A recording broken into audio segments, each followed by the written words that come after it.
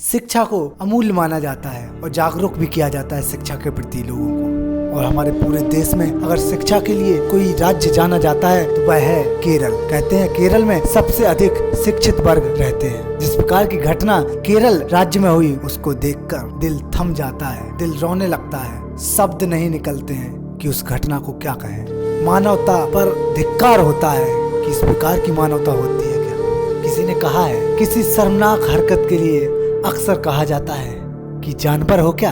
कोई भी गलत कार्य किया कहते हैं कि जानवर हो क्या। लेकिन केरल में जो हुआ उसके बाद अब शायद ये कहावत बदलनी पड़े।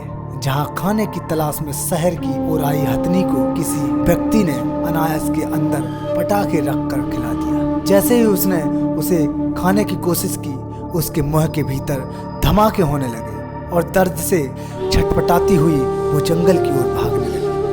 लेकिन यहाँ भी उसने जानवर होकर इंसानियत नहीं छोड़ी।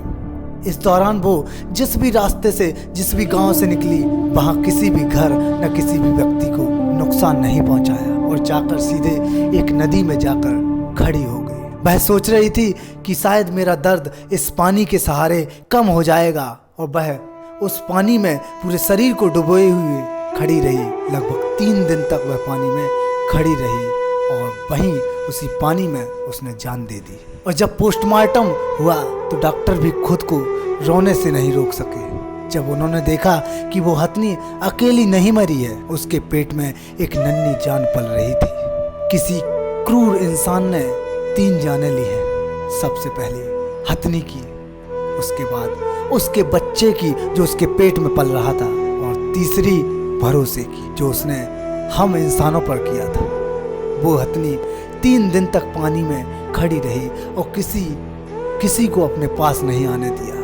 शायद वो जवाब चाह रही थी कि हमें जानवर कहने वालों, क्या तुम सच में इंसान हो। इस बात को पूरे देश ने सुना और देखा।